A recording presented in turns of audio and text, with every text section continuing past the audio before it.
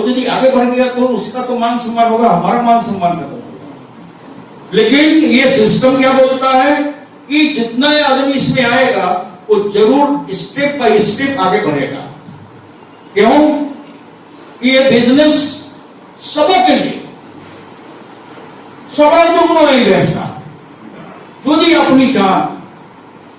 কেন যখন একটি দুটো প্রোডাক্ট বেরিয়েছিল, এসেছিল, লঞ্চ হয়েছিল, তখন কোনো অফিস নেই, অফিস আমার একটাই ছিল। আমি কাকুরগাছি থাকতাম, কাকুরগাছি জুরিডিকশনে চৌরাস্তার উপর আমি একটা বেসমেন্টে অফিস পাস করেছিলাম। ওই অফিস থেকে পুরো ওয়েস্ট বেঙ্গল ডিল হতো, হ্যান্ডেল হতো। কোথায় বারাসাত থেকে লোক আসতো, বসিরহাট থেকে, সারা তো কিছুই ছিল না, তো তাকে আসতে হতো ওখান থেকে একা। আর ওখান থেকে সারা দিন রাত্রি 10টা 12টা বেজে যেত আপনার রিটার্ন হতে। সেখান থেকে দেখতে দেখতে আজকে মিনিমাম 9খানা ডিপো ওয়েস্ট বেঙ্গলে হয়ে গেছে। Hello, 9খানা depot. আর আজকে পিইউসি তো দেখবেন, আজকে সুনির্মল বলছে আমার 32টা কাউন্টার আছে। তো সুনির্মল একটা পারলে বা আর আমার টিমের মধ্যে কত লক্ষ লক্ষ পারলে কি হবে। হ্যালো, তাহলে পিইউসি সংখ্যা কত হতে পারে? কোম্পানির পিইউসি সংখ্যা 10,000-এরও বেশি।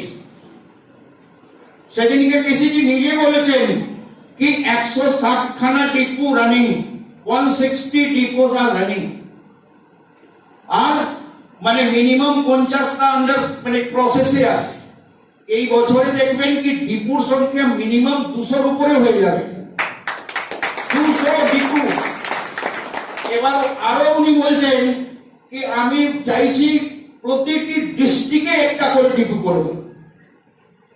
ভাবুন যে ওনার চিন্তা ভাবনা কোথা থেকে কোথায়। একখানা অফিস থেকে আজকে যদি এত হতে পারে, একখানা প্রোডাক্ট থেকে আজকে এত প্রোডাক্ট হতে পারে, তো ওনার চিন্তা ভাবনা কি good morning to good night product দিচ্ছি। যেমন টাটা একটা কথা বলে না কি ছুঁচ থেকে ট্যাঙ্ক পর্যন্ত আমরা তৈরি করি। হ্যালো, টিসিজি বলছেন কি আমাদের এই ইন্ডিয়াতে যতগুলো প্রোডাক্ট আমাদের প্রয়োজন হবে আপনাদের কোথাও বাইরে যেতে হবে না, সমস্ত প্রোডাক্ট আমি দেবো আপনাদের জন্য, আপনাদের কোনো চিন্তা করতে হবে না।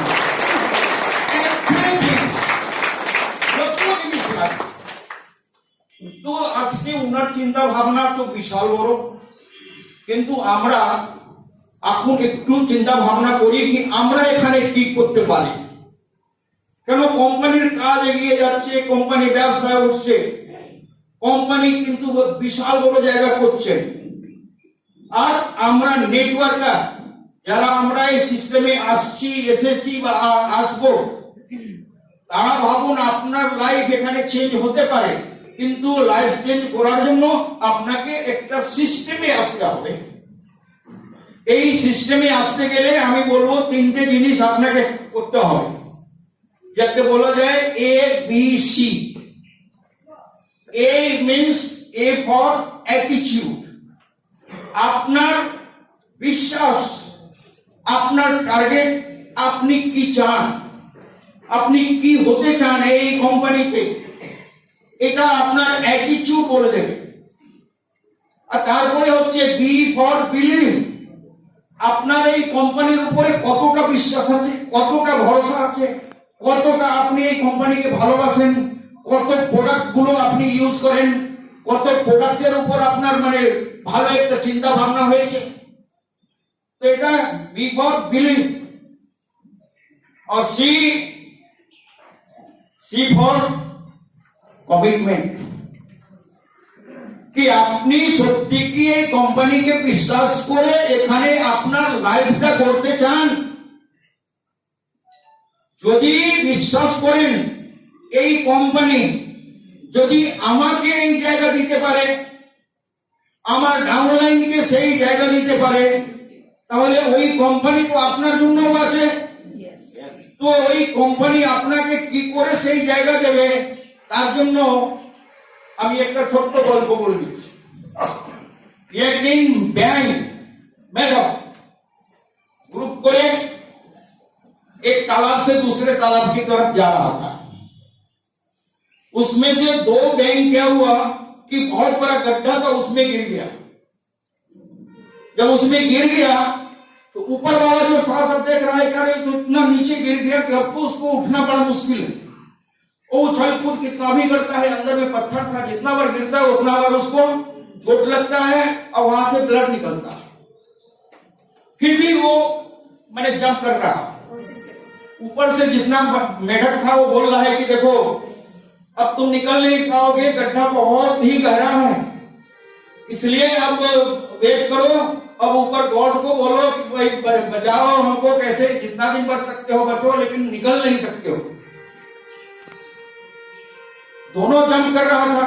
लास्ट में एक थक के बैठ गया कि शायद ऊपर से जो लोग बोल रहा है कि कुछ नहीं होगा, अब तुम लोग निकल नहीं सकता है, अब तो मरने के लिए तैयार होगा। तो एक ने क्या किया कि बंद कर दिया, बच गया एक। वो किंतु अपना तो जंप कर रहा है, निकलने का कोशिश कर रहा है।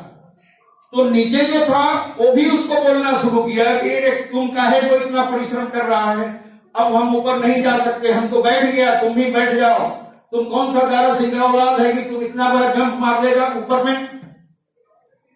लेकिन वो किसी का सुना नहीं, वो जंप कर रहा है, जंप कर रहा है, जंप कर रहा है। एक बार जंप करके वो ठीक ऊपर आ भी गया, एक में लगा गया।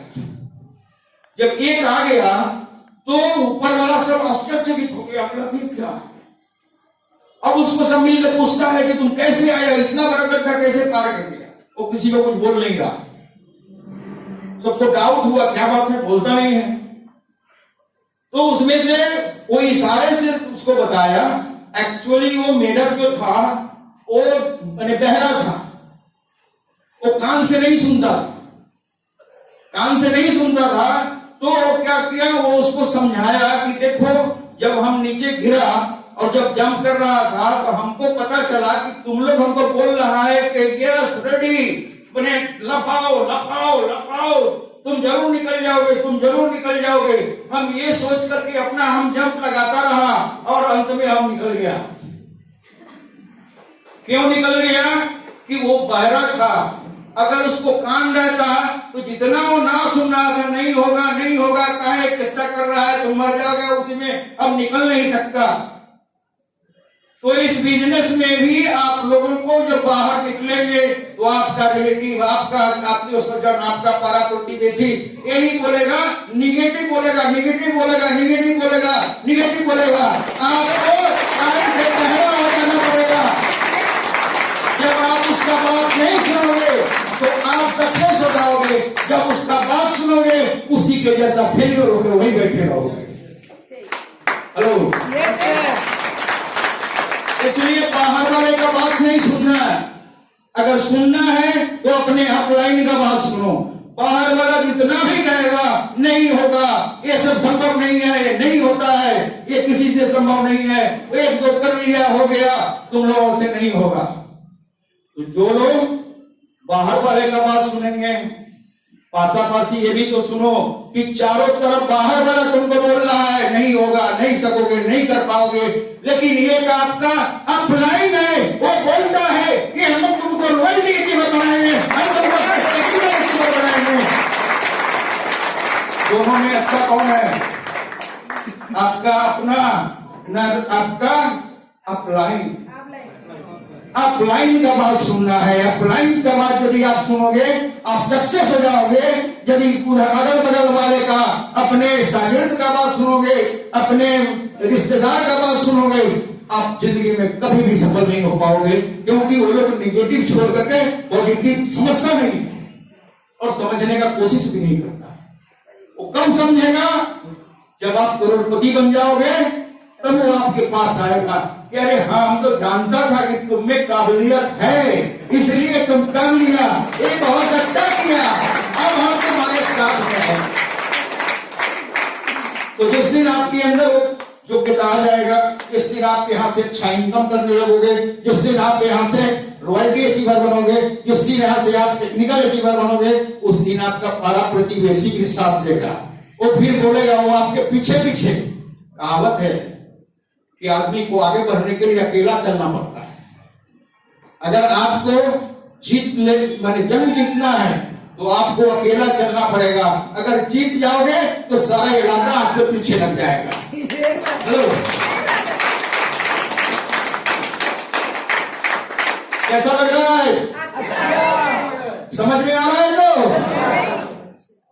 आज लेकिन कोई नहीं कह रहा है ना सर बंगला बंगला, ये तो नहीं सुन रहे हैं। ये बहुत अच्छी बात है, क्या है कि मैं बीच में बंगला घुसाता इसलिए होगी कोई बोले नहीं कि सर बंगला है।